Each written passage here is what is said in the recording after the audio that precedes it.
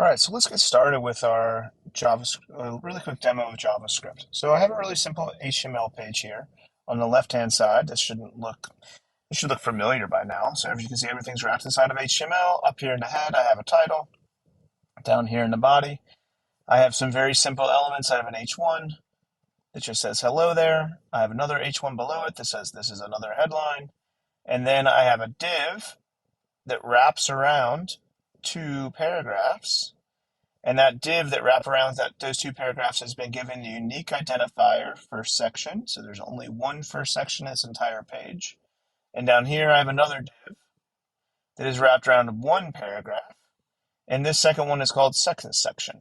So there's first section, second section. So you can see how it renders in the browser. It doesn't look very pretty, but there's those H1s. And then these two paragraphs are both wrapped inside of first section. And then I have another one down here that's wrapped inside of second section. So what we're going to do is do some really simple JavaScript to get started. And there's a bunch of different ways you can do JavaScript. In the same way, there's a bunch of different places that you can put CSS. The most simple, common, while you're getting started place to put it is up here in the head, in the same way that you sometimes put CSS up in the head. And so up here in the head, I can just write script. And what this is saying is inside of this HTML tag called script, I will be writing JavaScript. So line 5 where my cursor is, that is JavaScript. So it's saying it's normal HTML and then kablamo, it's now JavaScript. In the same way that I could have style up here and it would say kablamo, now it's CSS. So I'm just going to do a really simple thing. We're going to write our very first method. And our method is just going to be alerts, like I mentioned in the other video.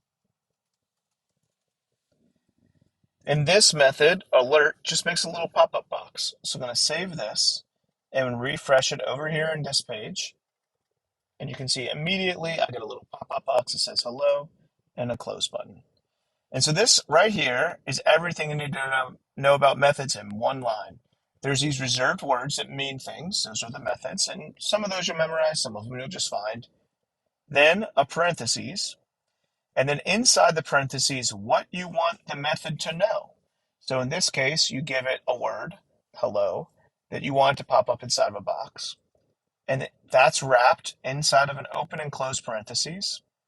And then every line of JavaScript, in the same way that every line of CSS, has to end in the terminator. And the terminator is a semicolon.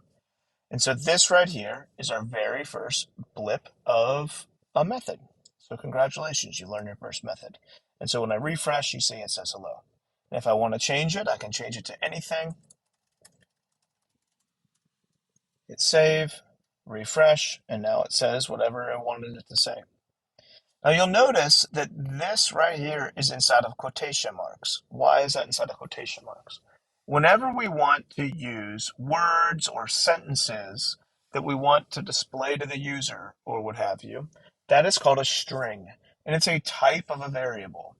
Strings are strings of characters, because if I didn't use quotation marks, it would think it's something else. And what would it think it would be? It would think that it's a variable. So we're going to create our very first variable. Now we can just type a variable like this, but it's best practice to start the line that declares a new variable with var.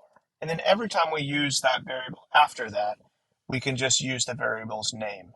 Remember, every variable is a name-value pair. So this is the name and this is the value. And you can see that first here, I'm not putting quotations around it because that's the name of the variable, but I'm setting it equal to the string of characters ARTIE, which is why it's in quotation marks. So here, instead of saying change it to anything, I can use my variable name that I just created. Hit save.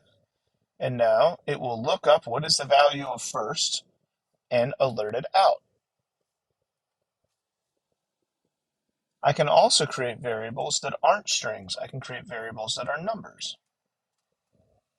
So for instance, my year that I was born is 1978. I know. Don't laugh at me too much. All right, and you can see when I type 1978 by itself, I don't put it in quotation marks because I want to treat this as a number. And then depending on what you're programming, or the IDE that you're using, I'm using TextMate. You can see the TextMate kind of understands what I'm trying to do here and gives it two different colors. So when it's a string, it gives it this greeny color, and when it's a number, it gives it this orangey color. And I can have an alert box to say a string, or I can have it say a number too. Now let's say I wanted to do some math on year. So for instance, I don't know, let's say, Doc Brown showed up with a DeLorean and grabbed my parents before I was born and time traveled them 10 years into the future. So I wasn't born in 1978, but I was born in 1988. So I can do some really simple math. I can say, hey, take a year that you have already decided is 1978 and add to it 10.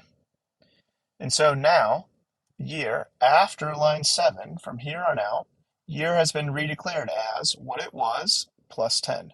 So what it was 1978. I add 10, and it's going to be 1988. So now this alert box, instead of 1978 popping up, it will pop up with 1988. Those are pretty good years for music. All right, so there you go, 1988. So I can add numbers together, and I can do all kinds of basic math. So for instance, if you wanted to divide it by 10, I could do that, and it becomes 19.78 or 107.8. You can multiply it. All the kind of basic math that you'd expect that you could do, you can do.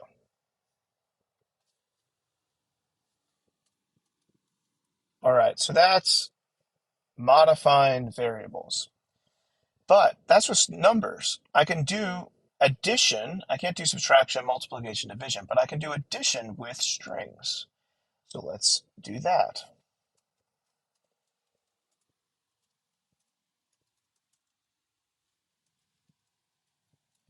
If I take first and add to it last, what it will do is smush together Artie and Coon. And so you'll see it pops up is Artie Coon. Smoosh together. Now, unless I was a Pokemon or something, this is a pretty silly way to display my name because names usually have spaces in between them. So what we can do is say, hey, take first, add to it a space, and then add to it last. And now we get my real name. Now that doesn't seem very useful at first, but just understand that variables, that's how they work. Is at first you can declare them, then you can do stuff to them.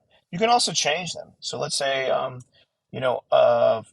got married, and instead of my wife taking my last name, I took my wife's last name. And so now last name is no longer Coon, last name has become Smith. And so when I refresh this, it'll say Artie Smith. That's the basics of variables and methods. Now, there's a heck of a lot more methods that you can do and a heck of a lot more that we can do with variables, but that's the foundation. So we'll stop here. Why don't you give this a kick, kick the tires a little bit, see if you can get something very similar working. And then what we're going to do is the real meat and potatoes of this week, which is using JavaScript to modify the HTML. So using JavaScript to change this stuff. That's where it starts to get cool.